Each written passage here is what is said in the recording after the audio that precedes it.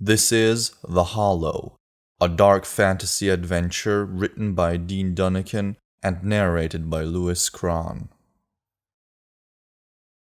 Part 1, Elocant. Chapter 5, Storm. Back in his room, Noam sat blankly, his hands pulling down his head, staring at specters from his past. Is my place here? Who needs me in Elocant? What do I need from here? His eyes wandered over to his go-bag sitting in the corner. Was this ever truly my home? He banged his scalp twice with his palm, stood up, and went to the basin. He gazed into the dingy mirror on the wall, bent, splashed water over his head, and soaped up his scalp. He picked up his razor and stroked it, then proceeded to shave his scalp. His tensions eased through the familiar and meditative motions. He rinsed and looked in the mirror again, his memories assuaged. Noam grabbed his walking stick, then paused with his hand on his cloak. He blithely left the garment behind on the way out of his room, and quickly sneaked out the back door to the alley before Cassie could flash him any disapproving looks. He circled out from where the air smelled clean and fresh.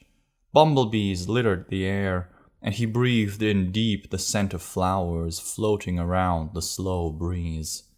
He set off toward the well, then slowed to a stop, his slight smile straightening into a thin line. He tapped his stick twice, and wobbled the top in a circle for a minute, then spun around and walked the opposite direction, all the way to the edge of town. He sat cross-legged and looked out over the vast resting fields of long grass. He could clearly see the long curve out to the horizon, where healthy corn and wheat sadly gave way to twisted crops and unfettered weeds. He swung his head and swatted at some mosquitoes, taking advantage of the slow air. His gaze settled on a gray and black storm front menacing the horizon. The rain would be good for what few crops remained, and he always enjoyed the refreshing change of the weather. As the cicadas and grasshoppers droned, he watched the storm roll in for a while, an occasional flash of lightning lighting it up underneath. The mosquitoes kept biting, so he stood up and wandered to a nearby grove as the sky slowly darkened. After a time poking about the trees and miscolored fruit, he looked back to see how much time he had before the rain hit. He was startled to see the storm almost upon the town. He wiped streams of sweat from his face and cursed the rising din of the insects and swarming mosquitoes. This is wrong, he thought with dread. The insects should have fled an hour ago. The air should be cooler by now, and a wind should have preceded a storm this fast. A flash of lightning blinded him. His vision slowly cleared, and his blood ran cold when no thunder followed. Even the insects were suddenly quiet. All he could hear was sounds of activity from the townsfolk carrying clearly through the humid air. He started moving, and broke into a run when he heard the growing drum of raindrops over the fields. He rounded a corner onto the main avenue into town. Folks were battening up their windows for the storm. Others hurried with carts and containers to avoid the rain. Various folks stood on the street discussing the weather and pointing at the storm. "Get inside now!" shouted Noam as he ran towards the center of the town. Some were startled and heeded his advice. Others watched him race by, shaking their heads in disapproval. The rain was overtaking him, starting to drop on his shoulders by the time he passed Lotham's. He spotted the very man down the cross avenue, standing outside the warehouse door. Noam kept running, then stopped and reversed back down the avenue. "Lotham, get inside! Seal the doors!" "Go on," dismissed Lotham. "I need to air out the place. There is barely any wind," the man shouted back, crossing his arms. Noom stopped a few paces away, panting. "This is no ordinary storm, Lotham. Listen to the thunder." "What thunder?" "Think about it," Noom replied, then started back to the main street. After another flash of lightning, he looked back and saw Lotham staring at him, then slowly uncrossing his arms as no thunder came. Satisfied, Noom ran on. The well in the main square grew larger as he approached. He paused and leaned on it, raindrops wetting his clothes as he caught his breath.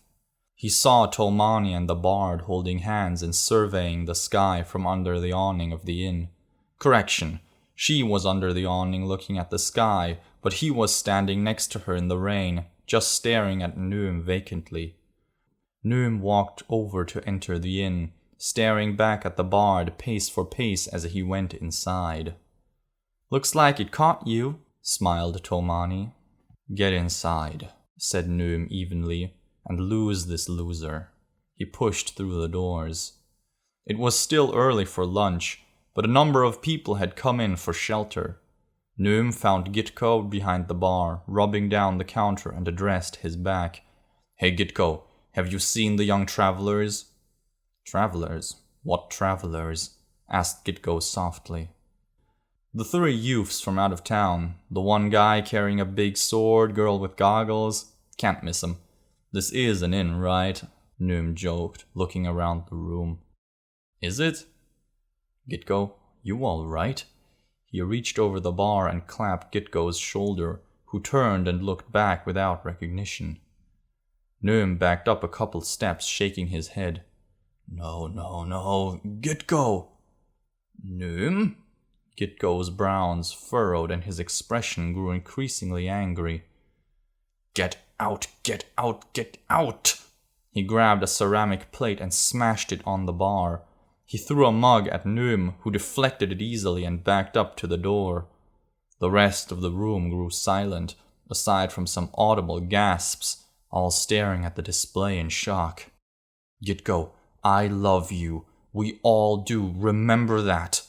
Noom backed through the door to the street as Gitko seethed behind the counter, but took no further action. Under the awning, he backed into Tolmani, who was smoking a tobacco pipe. "Whoa, guy! Oh, it's you! That was quick. Take a puff?" She offered the pipe. "Thanks. No time. Tolmani, have you seen the travelers from—" Noom's view smashed to the side as he crashed down to the inn's front mat, his head ringing. He slowly pushed himself over to look up, and just managed to see Braysider's foot as it kicked him in the side, rolling him into the cinders of the street. He rolled further away and groaned in pain until Tolmani's screaming brought him back to the moment. She was hanging onto and slapping at the bard as he stomped towards Noom, still staring with that absent expression. Knowing he was in real trouble on the ground, Noom struggled slowly to rise, and the man's fist came down hard on his head again, smacking it back down to the ground. Noom was in agony, but wasn't surprised anymore. With the bard still leaning down from his lunge, Noom wrapped his legs around his torso and pulled him down, consequently flopping Tolmani on the ground to the side. Noom pulled his elbow down as hard as he could, imagined it smashing the cinders on the other side of the bard's head. His elbow connected with the skull like an axe chopping wood. The bard's head snapped to the side, and he lay still. Noom struggled to push the bard's weight until Tolmani rolled him off, screaming, "You killed him! You killed him!" "He's not dead, just an ass." Tolmani let the bard drop and cradled Noom's face with her hands. "Gods, Noom, are you okay?" "I'll be okay. Now listen, this is important." "Why did he do that?"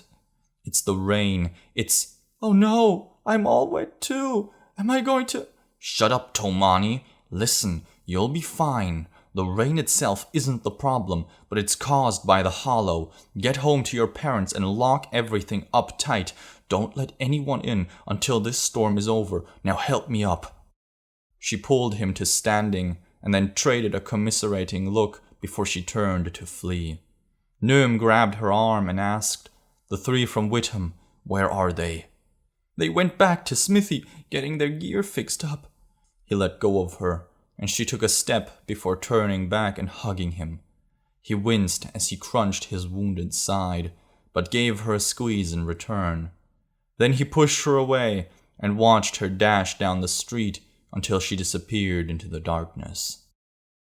He stumbled over to the inn's doorway, picked up his stick, and started off at a stagger towards the smithy. The rain pounded as he picked up speed. In between his footsteps splashing on the black, wet cinders, he could hear screams, curses, thumps, uncomfortable silences. Lightning flashed as Noom rounded the corner, running at full speed to the smithy. His vision cleared and he saw sheets of water flying towards him. Already soaked, he paid little heed and sprinted through the shifting waves of rain. They came at increasing frequency, slowing his advance until he had to stop and brace himself against the first truly strong gust of wind he'd felt in this storm. The wind abruptly stopped and the rain lightened up around him. He could see a wall of heavy rain ahead, veiling the road. Noom gripped his stick and walked forward.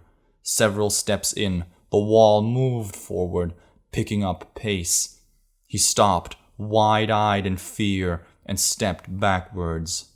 The rain undulated, different parts lunging separately, raindrops flowing in twisted curves seeming to define a shape, until suddenly a form burst through the wall. Noom spied the outline of a rider holding aloft a great mace. Noom's vision narrowed to the menacing, spiked head of the weapon, water streaming from it endlessly as the rider's horse squealed and raced forward. In the periphery, Noom saw other horsemen advancing, but all he could do was brace his walking stick for the coming blow and look up to face his doom. As the mace swung towards him, he saw a dark form flying through the air from the side. A giant sword slashed through the rain, and Noom was thrown to the ground by a thunderclap as the sword met the rider's weapon. He looked up through the renewed deluge and saw Aidan swiveling with his legs spread, holding up the pommel of his great sword near his head, the blade angled down. Noom couldn't find the rider with the mace, but the other horsemen slowly moved to encircle them both. He tried to take inventory of the attackers, but could barely see them, only telling their positions by the water ricocheting off their forms. In panic, he pulled his knife, but against mounted opponents, it would be useless. He took the moment of respite to instead wield his walking stick as a staff. Two of the horses charged Aidan in a pincer attack. The tall youth held fast in defense as they approached. Noom screamed aloud for him to engage when both horsemen suddenly froze, the rainwater blasting backwards from their suspended forms. Noom grimaced when he saw cavities in the rainfall where the cavalry should have been, while the forms struggled against the barrier. Aidan assaulted the mount on the right, whipping his long sword around in attack. Noom threw aside his own hesitation and charged to the left, wielding his staff in an attempt to dismount the motionless rider. His stick met resistance, then he stumbled as his swing carried through. Aidan grabbed Noom's unbalanced shoulder and threw him to the ground. Noom saw a blade swing overhead, narrowly missing them both. Aidan swung one-handed and nicked a rider on the retreat. "Get clear!" Aidan shouted, pointing towards the smithy. Noom saw Omega in the doorway, eyes blazing and hands spread in the air. Dev stood in front of her, nervously wielding a mace. Noom crawled across the black ground towards them. As he neared, Dev grabbed the neck of his shirt and pulled him close. Aidan slipped in the mud and thrust his blade overhead defensively as the remaining three horsemen closed on him. One of them halted and broke off towards the smithy, while Dev stepped protectively over Noom, brandishing his mace. Omega crunched her hands together, then flung them apart wildly as the world exploded outward in lightning, thunder, and an ocean of rain.